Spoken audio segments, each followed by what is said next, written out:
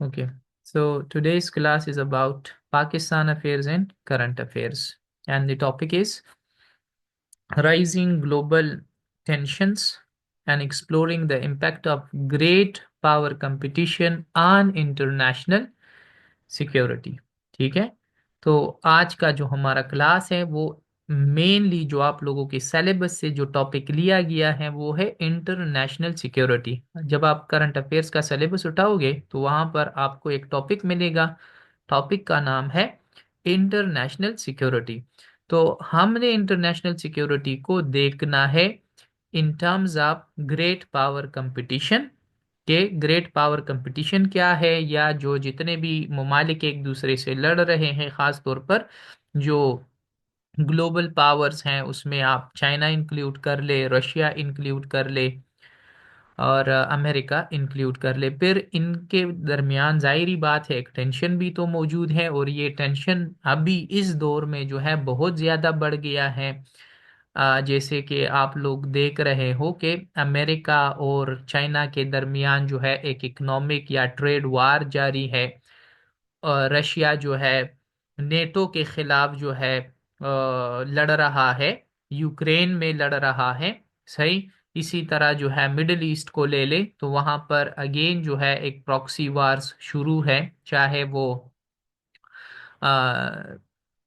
Israel और Palestine के बीच हो, चाहे वो इसराइल और ईरान के बीच हो, चाहे वो इसराइल और लबनान के बीच हो। तो ये सारे की सारी चीज़ें जो है आज के टॉपिक में हमने पढ़नी है। या जितने भी अलाइंसेस बनते हैं, अलाइंसेस चाहे ब्रिक्स हो, चाहे G7 कंट्रीज हो, चाहे चाइना का BRI प्रोजेक्ट हो, चाहे अमेरिका का जो है इंडो पैसिफिक स्ट्रेटजी हो या इंडो पैसिफिक पॉलिसी हो। ठीक है। अब इन तमाम डेवलपमेंट्स का, इन तमाम चीजों का दुनिया की सिक्योरिटी पर, इंटरनेशनल सिक्योरिटी पर क्या असर पड़ रहा है, आज हमारा मुद्दा जो है ये है। तो थोड़ा सा गौर से आप लोगों ने देखना होगा। जो मेन टॉपिक है मैंने आप लोगों को ये हाईलाइट भी किया है कि आज जो हमारा मेन टॉपिक है वो इंटरनेशनल सिक्योरिटी का है। ठीक है। अब सिक्योरिटी क्या है? सिक्योरिटी, अच्छा, उसामा ने कहा कि Trump statement on BRICS compares to बिल्कुल सही। अच्छा जी। तो अभी देखते हैं ना कि इंटरनेशनल सिक्योरिटी क्या है। सबसे पहले आप देख लें कि सिक्योरिटी क्या चीज़ है। सिक्योरिटी जो है हम कहते हैं कि being protected from an external harm, danger और थ्रेट। जब आपको हिफाजत हासिल हो, ठीक है, किसी एक्सटर्नल थ्रेट से, हार्म से, नुकसान से या डेंजर से, तो हम कहते हैं कि हाँ आप सिक्योर हो। आप, अब ये सिक्योरिटी जो है एक शख्स की भी हो सकती है, एक कम्युनिटी की भी हो सकती है, एक सूबे की भी हो सकती है, और इसी तरह ये सिक्योरिटी एक स्टेट की भी हो सकती है। ठीक है, जब ये मुकम्मल तौर पर सिक्योर हो। इंटरनेशनल सिक्योरिटी की जब बात हम करते हैं तो international security refers to the measures or strategies taken for maintaining peace in the world. ठीक है। इंटरनेशनल सिक्योरिटी से फिर मुराद ये है कि आप ऐसे इकदामात लेते हैं ताकि दुनिया में जो है अमन कायम रह सके। ठीक है। दुनिया में कोऑपरेशन, ताउन कायम रह सके। दुनिया में एक दूसरे का साथ देना जो है कायम रह सके। अब ये तो ख्याली बातें हो गई कि दुनिया में अमन हो, दुनिया में पीस हो, दुनिया में ये हो, दुनिया में वो हो। ठीक है। लेकिन असल में देखा जाए तो दुनिया में तो जंगें लड़ी जा रही है, चाहे यूक्रेन और रशिया ले ले, चाहे अमेरिका और चाइना के दरमियान ट्रेड वार ले ले, चाहे पाकिस्तान और इंडिया के दरमियान टसल्स ले ले, चाहे अफगानिस्तान में अमरीकी फौजियों का आना और फिर यहाँ से इन्हिला उनका जाना। ठीक है।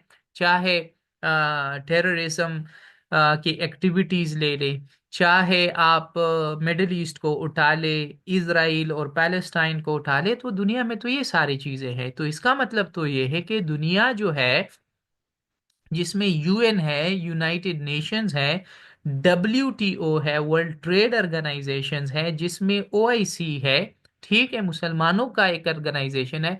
तो ये सारे के सारे फेल हो चुके हैं दुनिया को सिक्योर करने के लिए, दुनिया को अमन देने में, ठीक है। तो आज का जो हमारा टॉपिक है वो भी इसी से रिलेटेड है, और हम ये पढ़ेंगे कि फिर इसका असर क्या होगा। अच्छा, जब भी कोई ऐसा टॉपिक आप करंट अफेयर्स में पढ़ते हैं और इवन पेपर में भी लिखते हैं, तो आपके पास कुछ थीरीज का इल्म होना चाहिए। वो थीरीज में हमारे पास है, एक है रियलिज्म या रियलिस्ट पर्सपेक्टिव, दूसरा है हमारे पास लिबरलिज्म, ठीक है, या लिबरलिस्ट पर्सपेक्टिव, और जो तीसरा है हमारे पास कंस्ट्रक्टिविज्म या कंस्ट्रक्टिविस्ट पर्सपेक्टिव।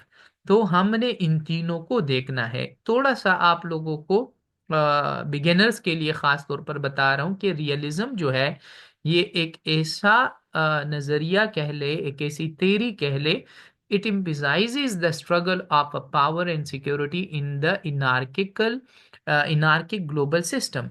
कि दुनिया जो है ये इनार्किक है। इनार्किक का मतलब ये है कि यहाँ पर जिसकी लाठी उसकी बेन्स, यहाँ पर दुनिया पावर से चलती है, यहाँ पर दुनिया जो है सिक्योरिटी से चलती है। दुनिया में कॉपरेशन नाम की चीज नहीं होती, दुनिया इंटरेस्ट को देखती है और इंटरेस्ट से चलती है। जैसे कि कहा जाता है कि there are no permanent friends, no permanent enemies, but permanent interest. कि एक मुल्क का जो है इंटरनेशनल रिलेशंस में हमें पढ़ाया जाता है कि परमानेंट परमानेंट फ्रेंड्स और एनिमीज नहीं होते, बल्कि इंटरेस्ट होते हैं, ठीक है ना। अब आप लोगों ने देखा कि रशिया और पाकिस्तान के ताल्लुकात एक वक्त ठीक नहीं थे, आज बेहतर हो रहे हैं, ठीक है। इसी तरह बांग्लादेश हमसे अलहदा हुआ, इवन हमारे साथ लड़ाई हुई उसकी, लेकिन आज दोनों एक दूसरे के साथ जो है सफारती ताल्लुकात में है। सऊदी अरेबिया और ईरान के दरमियान जो है एक किस्म की राइवलरी थी, लेकिन अब उन लोगों ने भी जो है ताल्लुकात बेहतर किए और सफारती ताल्लुकात जो है बढ़ा दिए, ठीक। तो ये क्या है, दुनिया जो है रियलिस्ट पॉइंट ऑफ व्यू से वो पावर से चलती है, ठीक है। अब इंडिया भी एक न्यूक्लियर पावर है, पाकिस्तान भी एक न्यूक्लियर पावर है, तो इसको हम कहते हैं बैलेंस ऑफ पावर। दोनों ने एक दूसरे का पावर बैलेंस किया हुआ है। तो फ्यूचर में दोनों के दरमियान जो है न्यूक्लियर पावर की जो लड़ाई है वो नहीं होगी, कभी भी नहीं हो सकती, क्योंकि इंडिया को भी खतरा है अगर न्यूक्लियर पावर इस्तेमाल करता है, और पाकिस्तान को भी खतरा है ये इस्तेमाल करके, ठीक है। इसको हम डिटरेंस भी बोलते हैं। तो दुनिया जो है यहाँ ये इनार्किक है। इनार्किक की आई होप आप लोगों को समझ आ गई। इनार्किक का एक दूसरा मतलब है कि दुनिया में एक सेंट्रल पावर मौजूद नहीं है, जैसे एक मुल्क में होता है। एक मुल्क है, उसका अपना वजीर आजम होता है, उसका अपना एक जुडिशियल सिस्टम होता है, उसकी अपनी आर्मी होती है, उसकी अपनी एग्जीक्यूटिव पोस्ट होते हैं, जिसके जरिए एक मुल्क में अमन कायम किया जाता है, और एक शख्स क्रिमिनल हो तो उसको सजा दी जाती है। लेकिन दुनिया के लेवल पर, इंटरनेशनल लेवल पर दुनिया इनार्किक है। कोई सेंट्रल अथॉरिटी है ही नहीं कि एक मुल्क ज्यादती करे और फिर हम उसको सजा भी दे सके, ठीक है। जैसे कि आप लोग देख रहे हैं, इंटरनेशनल क्रिमिनल कोर्ट ने जो है आईसीसी को, आईसी सॉरी, ये जो आईसीसी है, criminal court, international criminal court, उसने कहा कि आप नेतन्याहू जो कि वजीर आजम है इसराइल का, उसको गिरफ्तार कर लें उनके मजालिम की वजह से। लेकिन कोई जो है उसको गिरफ्तार नहीं कर सकता, कोई मुल्क ऐसा नहीं करेगा कि जाकर उसको गिरफ्तार कर ले। फैसला हो चुका है, लेकिन गिरफ्तार कौन करेगा। ये ऐसी एक मिसाल के तौर पर बता दिया। तो दुनिया क्या है, इनार्किक है। और दुनिया में क्या चलता है, पावर चलता है। पावर इज एवरीथिंग, के पावर ही सब कुछ है। आप अपनी मिलिट्री बढ़ाए, आप अपनी पावर जो है बढ़ाए, चाहे आप घास खाएं, चाहे आप भूखे मरे, लेकिन पावर बढ़ाए, आप अपनी मिलिट्री बढ़ाए। और यही बात जो है भुट्टो साहब ने भी कही थी, जब इंडिया ने न्यूक्लियर हासिल कर लिया 1974 में, तो फिर भुट्टो साहब ने कहा था कि जनाब अब हम we will eat grass but we will make one of our own, कि हम घास खाएंगे लेकिन अब हम भी न्यूक्लियर पावर बनकर दिखाएंगे। लिबरलिज्म एक दूसरा नजरिया है, और ये आपको बताता है कि दुनिया कोऑपरेशन से चलती है, आप लड़ाई झगड़ों की तरफ ना जाए।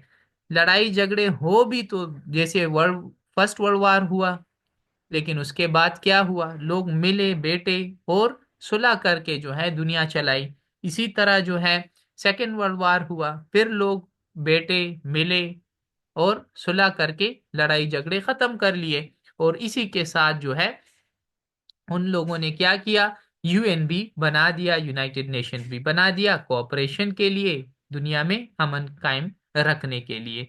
तो लिबरलिज्म डायलॉग्स करे, बात करे, एक दूसरे के साथ कोऑपरेट करे, दुनिया एक दूसरे के साथ कोऑपरेशन के जरिए जो है सिक्योरिटी ले आए। आप बैलेंस ऑफ पावर के जरिए जो है सिक्योरिटी ना ले आए, बल्कि कोऑपरेशन के जरिए। कंस्ट्रक्टिविस्ट कहते हैं कि दुनिया में जो मसला है, मेन मसला आइडेंटिटीज और आइडियोलॉजीज का है। एक तरफ हम कहते हैं कि मशरिक है, दूसरी तरफ हम कहते हैं कि मगरिब है। एक तरफ हम कहते हैं कि कम्युनिज्म है, दूसरी तरफ हम कहते हैं कि डेमोक्रेसी है। एक तरफ हम कहते हैं कि इस्लाम है, दूसरी तरफ हम कहते हैं कि कुफर है। तो सारा मसला जो है ये आइडेंटिटी डिवीजन का है, आइडियोलॉजी डिवीजन का है। और यही हमारी दुनिया को दुनिया में जो लड़ाई झगड़े हैं वो आइडेंटिटीज या आइडियोलॉजीज के ऊपर है। ठीक, तो लिहाजा होना ये चाहिए कि आप इन आइडेंटिटीज को खत्म करें, इन आइडियोलॉजीज को खत्म करें, या प्लूरलिज्म अपनाएं। बस हर एक आइडिया ठीक है, हर एक आइडियोलॉजी ठीक है, आप एक दूसरे के साथ कल्चर शेयर करें, आप एक दूसरे के साथ मिले बैठे और दुनिया में अमन ले आए। ठीक है। अब यही तीन जो नजरियात मैंने अभी आपको बता दिए बड़े इफेक्टिव हैं, आईआर के स्टूडेंट्स के लिए भी, पॉलिटिकल साइंस के स्टूडेंट्स के लिए भी, और करंट अफेयर्स के स्टूडेंट्स के लिए भी। यही आज के टॉपिक पर हम अप्लाई भी करेंगे हर एक आर्गुमेंट पर। थोड़ा सा हिस्टोरिकल बैकग्राउंड की तरफ ले जाऊं।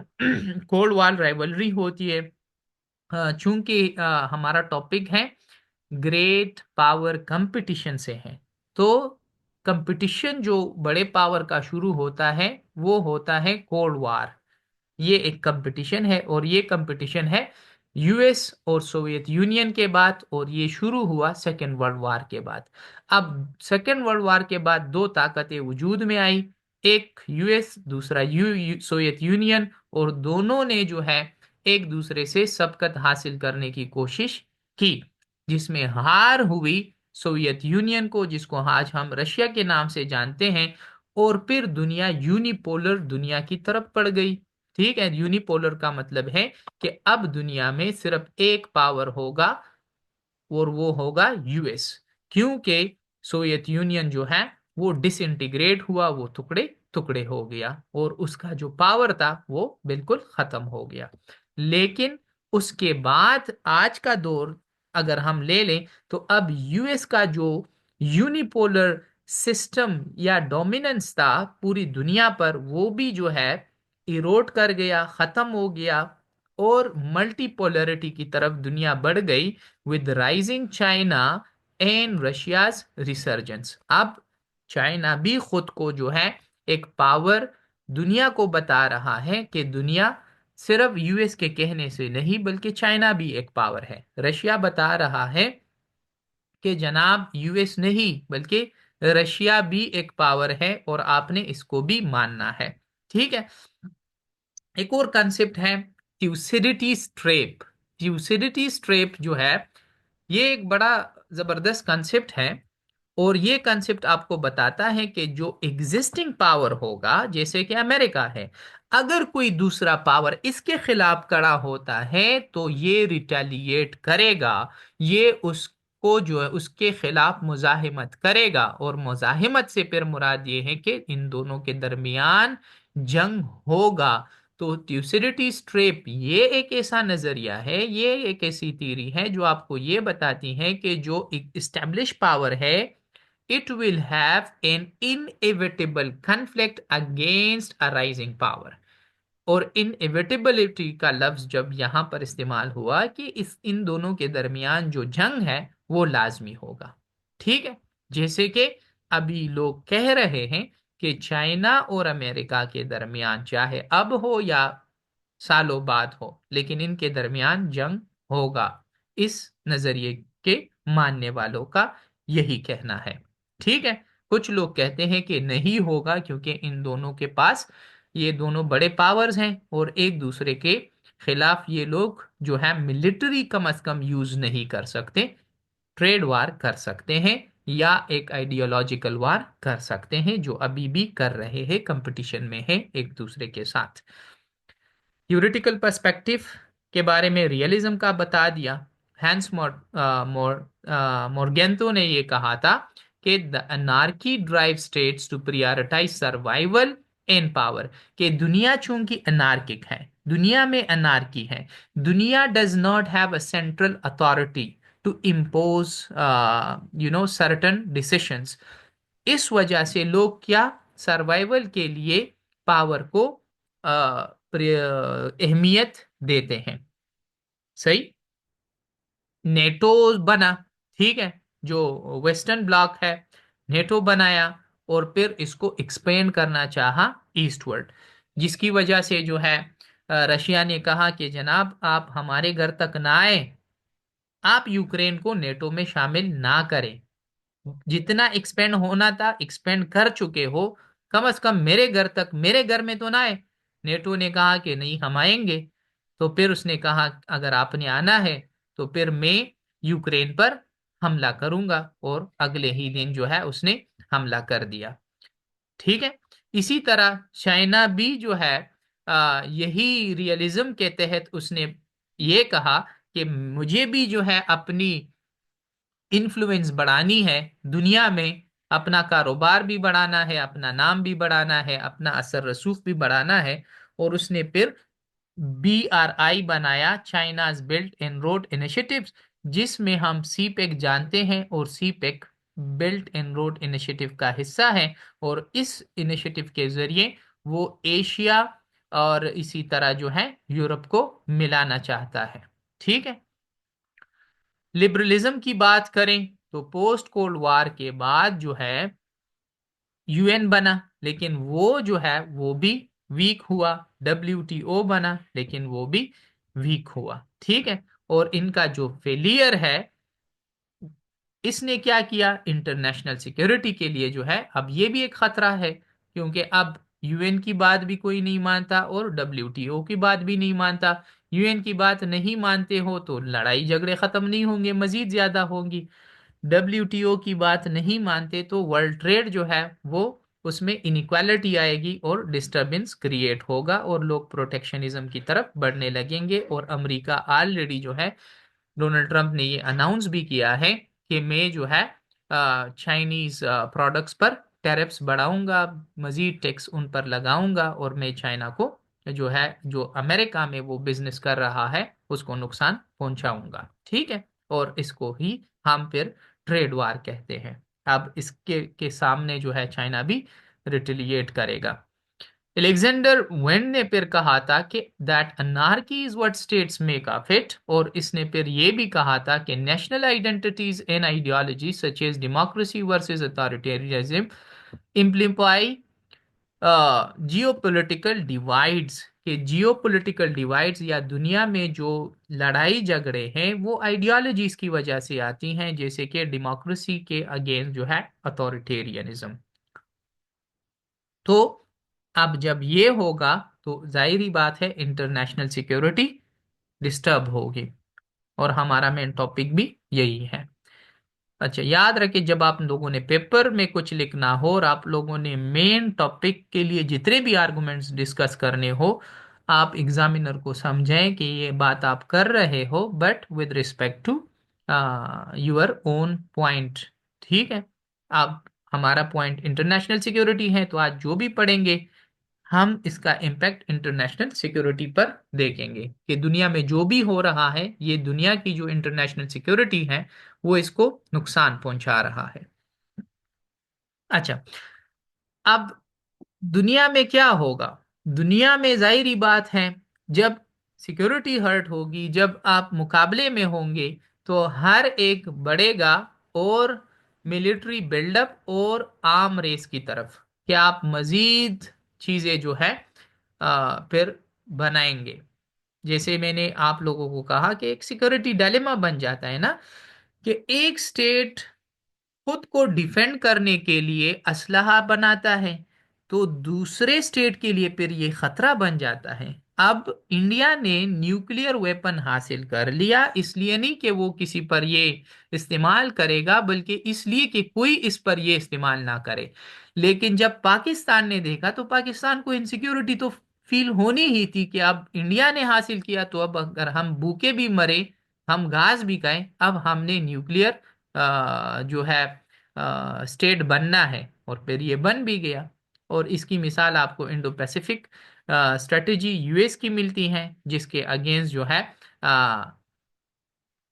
चाइना ने भी जो है अपनी इन्फ्लुएंस नेवल एक्सपेंशन की।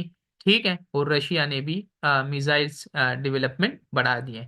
तो जैसे जैसे यूएस अपनी ताकत बढ़ाएगा, चाइना भी अपनी ताकत बढ़ाएगा, रशिया भी अपनी ताकत बढ़ाएगा, और एज एन इम्पैक्ट फिर इसका आएगा साउथ चाइना सी, ईस्टर्न यूरोप में एक डिस्टेबलाइजेशन की हालत जो है क्रिएट होगी। इकोनॉमिक राइवलरी जो है ये बढ़ेगी। तो जाहिर बात है, जैसे कि चाइना और यूएस के दरमियान है, जैसे कि रशिया की इनर्जी पॉलिसीज हैं, ठीक, तो इससे भी दुनिया में अमन नहीं बल्कि इनसिक्योरिटी जो है बढ़ेगी, और इंटरनेशनल सिक्योरिटी को खतरा होगा। और कांट का एक आर्गुमेंट है कि कॉमर्स फास्टर्स पीस, के कारोबार से अमन आता है। दो कारोबारी एक दूसरे के साथ जब कारोबार करते हैं, तो फिर वो लड़ते नहीं हैं। लेकिन जब हम यूएस और चाइना की बात देखते हैं, ट्रेड वार, हमने नाम ही दे दिया ट्रेड वार, तो ये तो और भी जंग की तरफ बढ़ने लगे, बजाय इसके के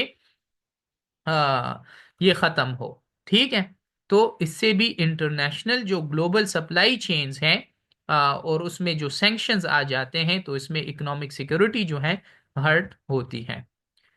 अच्छा, इसके बाद हमारे पास है कि इरोजन ऑफ मल्टीलेटरल इंस्टीट्यूशंस। जितने भी मल्टीलेटरल इंस्टीट्यूशन है, चाहे यूएन है, डब्ल्यूटीओ है, ओआईसी है, सारे के सारे जो हैं फेल हो चुके हैं, मीडिएशन में भी और दुनिया में अमन लाने में भी। ठीक है, इसी तरह हमारे पास आइडियोलॉजिकल और आइडेंटिटी कॉन्फ्लिक्ट्स भी हैं। यूएस का नैरेटिव ये है, उसकी आइडियोलॉजी है ना, कि डेमोक्रेसी डेमोक्रेसी डेमोक्रेसी।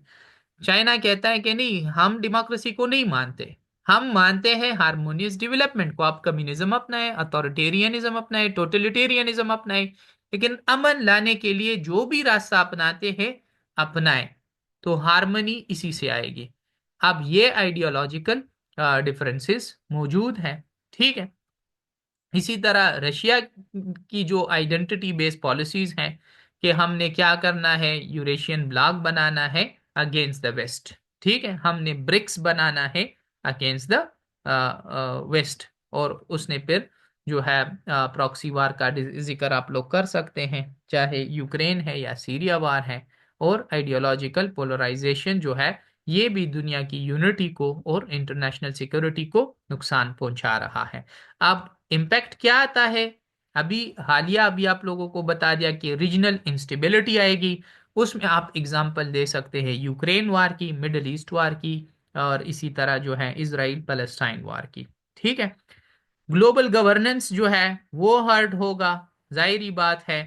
जब पेंडेमिक आया, कोरोना वायरस आया, क्लाइमेट चेंज आया, ठीक है, तो दुनिया जो है हिल गई। और उस हिलने के बावजूद जो है अमेरिका ने किसी मुल्क का साथ नहीं दिया, और इवन क्लाइमेट चेंज के ऊपर जितने भी लॉज हैं उसने वायलेट किए। और वो तो एक दफा जो है बेक भी कर चुका था, कह रहा था कि मैं इवन क्लाइमेट चेंज को भी नहीं मानता। डोनाल्ड ट्रंप ने अपने फर्स्ट टर्म में ये कहा था। ठीक है, तो इस पर कोऑपरेशन खत्म हुआ। इसी के साथ जो है दुनिया पोलराइज हो गई, दो हिस्सों में तकसीम हो गई। एक तरफ ब्रिक्स बन गया, तो दूसरी तरफ G7 बन गया। ठीक, और एक तरफ लोग कहते हैं कि हमें मशरिक बन गया, तो दूसरी तरफ ईस्ट बन गया। अच्छा, वे फॉरवर्ड क्या है, हल क्या है? तो हल इसका सिंपल है। रियलिस्ट तो आपको ये हल बताते हैं कि जनाब बैलेंस आप पावर ले आए, आपके पास भी पेस्टल हो और आपके सामने वाले बंदे के पास भी पेस्टल हो, तो फिर आप दोनों के दरमियान लड़ाई कभी भी नहीं होगी और अमन आएगा। ठीक है। अब इंडिया के साथ भी न्यूक्लियर पावर जो है मौजूद है, आपके पास भी है, तो आप दोनों एक दूसरे के साथ इसका इस्तेमाल कम से कम नहीं करेंगे उम्र भर। दोनों एक दूसरे से अब डरते हैं। इस लिहाज से लिबरल आपको ये बताते हैं कि जनाब आप यूएन, डब्ल्यूटीओ, ओआईसी जैसे ऑर्गेनाइजेशन की कदर करें, आप कोऑपरेशन करें, मेडिएशन को अपनाएं, डायलॉग्स को अपनाएं और लड़ाई झगड़े खत्म करें। कंस्ट्रक्टिविस्ट आपको ये बताते हैं कि जनाब दुनिया में नैरेटिव्स मौजूद है, मुख्तलिफ बयानियां हैं, कोई जो है अथॉरिटेरियनिज्म को, कोई डिक्टेटरशिप को, कोई टोटलिटेरियनिज्म को, कोई डेमोक्रेसी को, कोई कम्युनिज्म को पसंद करेगा। बेहतर तरीका ये है कि आप कल्चरल एक्सचेंज ले आए। तमाम के तमाम कल्चर्स ठीक हैं, तमाम के तमाम आइडियोलॉजीज ठीक हैं, पब्लिक डिप्लोमेसी ले आए, लोगों को एक दूसरे के साथ मिलने दे, मोहब्बत फैलाए, ठीक है, खेले कूदें, और इसी के जरिए जो है म्यूचुअल ट्रस्ट डेवलप करें और दुनिया में अमन ले आए और दुनिया को सिक्योर कर लें। अभी अगर आप लोगों का कोई क्वेश्चन है तो आप लोग कर सकते हैं। मेरी तरफ से इतना ही काफी है।